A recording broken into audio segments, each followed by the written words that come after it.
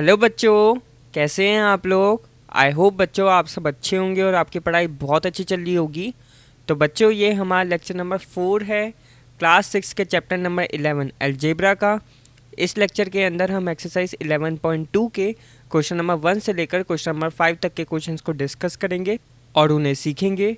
I hope बच्चों आपने मेरी पहले की वीडियोस देख ली होगी इस चैप्टर की। अगर नहीं देखी तो नीचे डिस्क्रिप्शन बॉक्स में प्लेलिस्ट का लिंक होगा, तो आप वहाँ से पहले की वीडियोस को देख सकते हैं। तो चलिए स्टार्ट करते हैं। तो क्वेश्चन नंबर 1 करते हैं। The side of an equilateral triangle is shown by L. Express the perimeter of the equilateral triangle using L. तो क्या दे रखा है इस क्वेश्चन में, हमारे पास यहाँ पर एक इक्विलेटरल ट्राइंगल है जिसकी साइड है एल। हमें क्या करना है, हमें इस ट्राइंगल का पेरीमीटर निकालना है एल को यूज़ कर कर। ठीक है, तो करते हैं। आप जानते हो इक्विलेटरल ट्राइंगल के अंदर तीनों साइडें इक्वल होती हैं, ठीक है ना। अगर एक साइड एल है तो बाकी दो साइडें भी एल होंगी, ठीक है। अब हमें क्या करना है, इसका पेरीमीटर निकालना है। पेरीमीटर क्या होता है, पूरी बाउंड्री की लेंथ, ठीक है ना। अब बाउंड्री की लेंथ कैसे आएगी, अगर आप तीनों साइडों को जोड़ दोगे तो आपके पास बाउंड्री की लेंथ आ जाएगी जिसको हम पेरीमीटर कहते हैं, ठीक है ना। तो पेरीमीटर निकालने के लिए हमें क्या करना पड़ेगा, तीनों साइडों को जोड़ना पड़ेगा। तो करते हैं इस क्वेश्चन को। सबसे पहले हम लिखेंगे यहाँ पे साइड ऑफ ट्रायंगल कितनी है, एल। पेरीमीटर ऑफ ट्रायंगल कैसे निकलेगा, तीनों साइडों को जोड़ करके, L plus L plus L। तो ये क्या आ जाएगा, 1 2 3 यानी कि 3L। तो इस ट्रायंगल का पेरीमीटर कितना हो गया, 3L। क्लियर। अब करते हैं अगला क्वेश्चन। क्वेश्चन नंबर 2 करते हैं। The side of a regular hexagon is denoted by L। Express the perimeter of the hexagon using L. तो सिमिलर क्वेश्चन है क्वेश्चन नंबर 1 की तरह। यहाँ पर आपको एक रेगुलर हेक्सागन दे रखा है, हेक्सागन जिसके अंदर 6 साइड्स होती हैं। क्लियर। इसके अंदर भी सारी साइड्स एल के इक्वल है, ठीक है। हमें क्या करना है, पेरीमीटर निकालना है, ठीक है। तो करते हैं। सबसे पहले साइड ऑफ हेक्सागन कितनी है, L, ठीक है। पेरीमीटर ऑफ हेक्सागन, पेरीमीटर कैसे आएगा भाई, सारी साइडों को जोड़ दो पेरीमीटर आ जाएगा, ठीक है ना। पेरीमीटर क्या होता है, टोटल बाउंड्री की लेंथ। और पूरी बाउंड्री की लेंथ तब निकलेगी जब आप सारी साइडों को इसको जोड़ दोगे, ठीक है। तो हम सारी साइडों को जोड़ देंगे। कितनी साइड्स हैं यहाँ पर, 6 साइड्स हैं और हर एक साइड L के इक्वल है। तो L को 6 बार ऐड करेंगे, L plus L plus L plus L plus L plus L। तो ये टोटल हो गए 6L। कितना आ जाएगा आपका आंसर, ठीक है। तो इस रेगुलर हेक्सागन का क्या पेरीमीटर होगा, 6L। इस तरीके से क्वेश्चन होना था। अब करते हैं अगला क्वेश्चन। तो क्वेश्चन नंबर 3 करते हैं। A cube is a 3 dimensional figure as shown in figure 11.11। तो क्यूब एक 3 डायमेंशनल फिगर है जो कि आपको 11.11 में दे रखी है, ठीक है। It has 6 faces and all of them are identical squares. इसके अंदर टोटल 6 फेसेस हैं और सारे के सारे फेस स्क्वायर्स हैं, ठीक है ना। The length of an edge of the cube is given by L। इस क्यूब की जो एज है यानी कि साइड, वो कितनी दे रखी है, L दे रखी है, ठीक है। Find the formula for them total length of the edges of the cube. हमें क्या करना है, एक फॉर्मूला फाइंड करना है जिससे हम टोटल लेंथ निकाल सकें एजेस का, यानी कि हमें पेरीमीटर निकालना है बेसिकली, ठीक है ना। तो देखो ये एक क्यूब है, आप जानते हो क्यूब के अंदर 6 फेसेस होते हैं और ये सारे स्क्वायर शेप के होते हैं। कौन कौन से 6 फेसेस होते हैं, देखो एक तो ये होता है बॉटम वाला जिसके ऊपर ये खड़ा हुआ है, और एक है ये टॉप वाला, ठीक है, क्लियर। ये हो गए इसके 2 फेसेस। और 4 फेसेस और होते हैं। कौन से होते हैं वो? एक तो ये वाला, आप देख सकते हो इसको, ठीक है। एक ये पीछे वाला दिख रहा होगा आपको ये, ठीक है ना, पीछे जो है। एक ये साइड वाला, ठीक है, ये वाला हो गया। और एक ये फ्रंट वाला जो बिल्कुल फ्रंट में है, क्लियर। तो टोटल इसके अंदर 6 फेसेस हैं। ओके, हमें क्या करना है? एजिस की टोटल लेंथ निकालनी है, तो निकालते हैं। सबसे पहले लिखते हैं एज ऑफ क्यूब। क्या दे रखी है? एज एल दे रखी है, ठीक है। Number of edges in cube. एक क्यूब के अंदर कितनी एजेस होती हैं? 12, ठीक है ना। एक क्यूब के अंदर 12 एजेस होती हैं। एजेस यानी कि साइड्स, ठीक है ना। गिनते हैं 1 2 3 4। 4 एजेस तो ये हो गई। 5 6 7 8, ठीक है, 8 एजेस हो गई। 9 10 11 12, ठीक है। तो टोटल 12 एजेस होती है एक क्यूब के अंदर, ये आपको ध्यान रखना है, ठीक है। अब निकालते हैं total length of the edges. Total length of edges. Total length कैसे आएगी?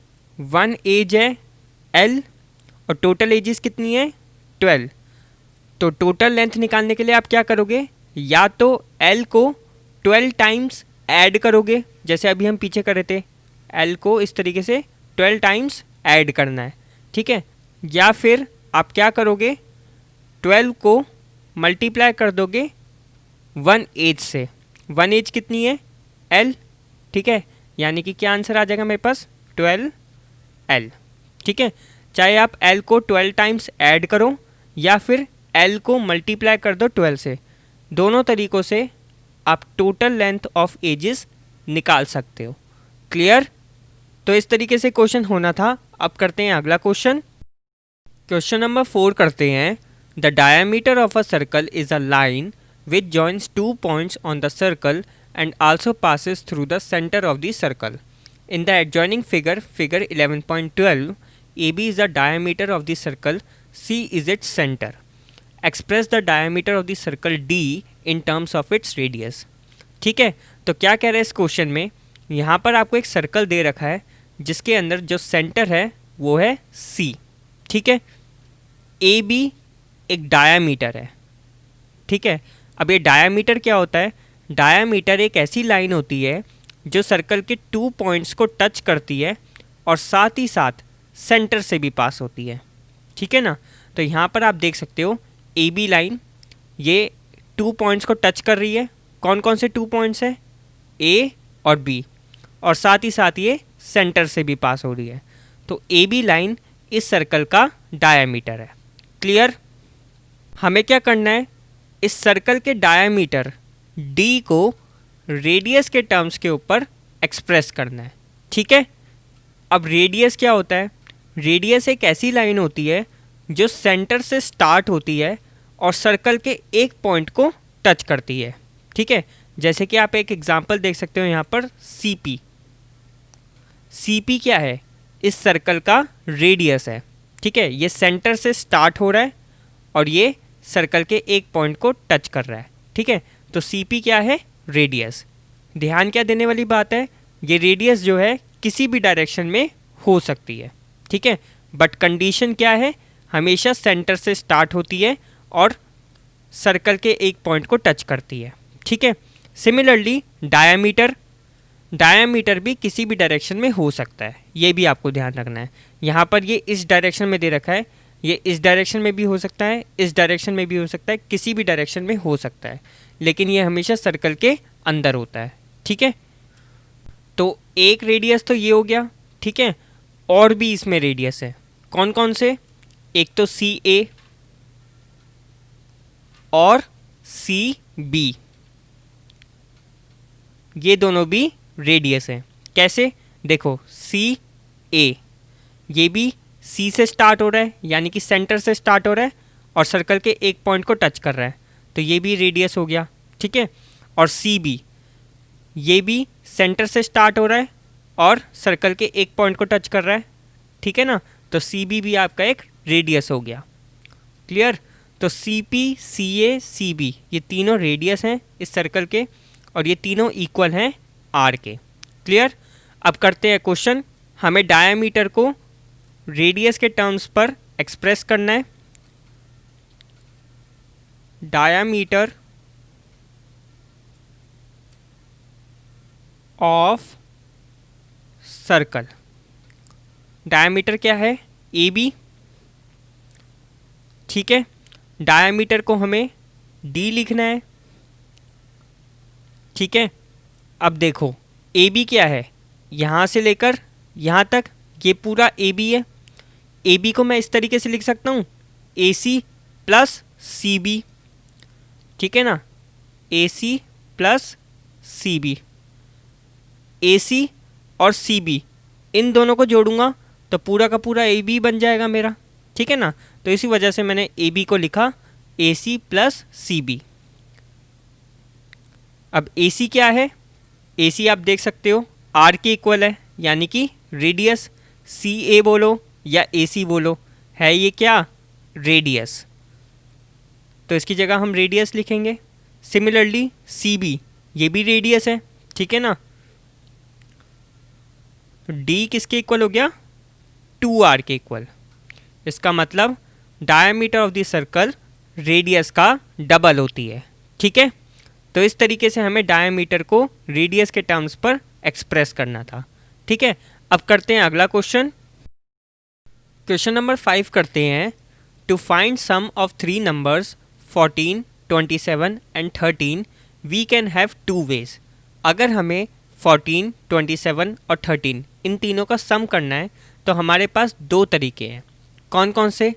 पहला तरीका है we may first add 14 and 27 to get 41 and then add 13 to it to get the total sum 54। तो पहला तरीका तो ये है कि आप 14 और 27 इन दोनों नंबर्स को पहले ऐड कर लो, ठीक है, और इन दोनों को ऐड करने के बाद 13 को ऐड करो, ठीक है। 14 और 27 को ऐड करोगे 41 मिल जाएगा आपको, और फिर बाद में इसको 13 से ऐड करके आपको 54 सम मिल जाएगा, ठीक है। पहला तरीका तो ये हो गया। दूसरा तरीका और है, वी में add 27 and 13 to get 40 and then add 14 to get the sum 54। तो इसमें क्या है, सेकेंड वे में 27 और 13 इन दोनों को हम पहले जोड़ दें और जो सम आएगा उसको बाद में 14 से जोड़ दें, ठीक है। क्लियर? इन दोनों को जोड़ोगे तो पहले आपको मिल जाएगा 40, फिर बाद में इन दोनों को जोड़ोगे तो आपको मिल जाएगा 54, ठीक है ना। तो आप दोनों तरीक़ों में से कोई भी तरीका यूज़ कर सकते हो, आपका आंसर 54 ही आएगा। क्लियर? क्योंकि दोनों तरीक़ों से आंसर सेम आ रहे हैं इसलिए हम इन दोनों तरीक़ों को एक दूसरे के इक्वल भी रख सकते हैं, ठीक है ना, क्योंकि दोनों से ही हमें आंसर बिल्कुल सेम मिल रहा है। This can be done for any 3 numbers. This property is known as the associative of addition of numbers. तो क्या कह रहे हैं इसमें, तो ये हम कोई भी 3 नंबर्स के लिए कर सकते हैं।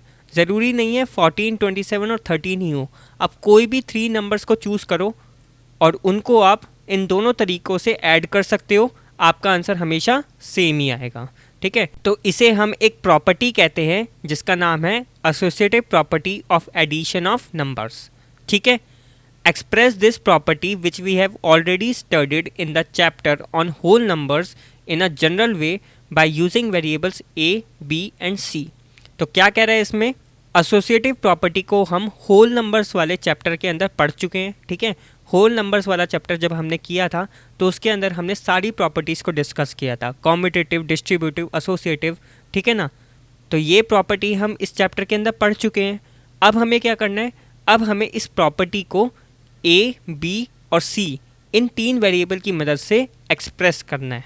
ठीक है, तो कैसे करेंगे देखो, पहले मैं इसको लिख लेता हूँ 14 + 27 + 13 इक्वल होगा 14 + 27 + 13। ठीक है, तो ये हमारी एसोसिएटिव प्रॉपर्टी है, आंसर दोनों का सेम आएगा। ठीक है, अब मैं इसको वेरिएबल से एक्सप्रेस करता हूँ। 14 को मान लो ए, 14 की जगह मैं क्या लिख रहा हूँ, ए लिख रहा हूँ, और 27 की जगह लिख रहा हूँ बी, दोनों के बीच में क्या है, प्लस।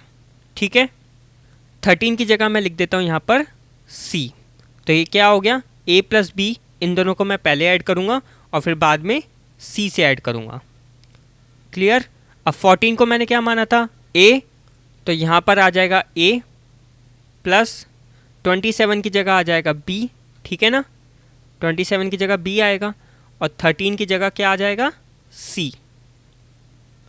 ठीक है, तो ये क्या हो जाएगा, पहले हम b + c को ऐड करेंगे और फिर उसके बाद a को ऐड करेंगे। तो इस तरीके से हम वेरिएबल्स की मदद से एसोसिएटिव प्रॉपर्टी को शो करेंगे। तो इस वीडियो में इतना ही। अगर आपको किसी भी क्वेश्चन में डाउट हो तो प्लीज़ नीचे कमेंट करना, मैं आपके कमेंट का आंसर जल्द से जल्द देने की कोशिश करूंगा। अगर आपको ये वीडियो पसंद आई हो तो प्लीज़ वीडियो को लाइक कर देना, और अभी तक अगर आपने इस चैनल को सब्सक्राइब नहीं करा तो प्लीज़ चैनल को सब्सक्राइब कर दो, और साथ ही में नोटिफिकेशन बेल को भी दबा देना ताकि आने वाली वीडियोज़ की अपडेट आपको मिलती रहे। So thanks for watching, keep supporting, keep loving, keep growing.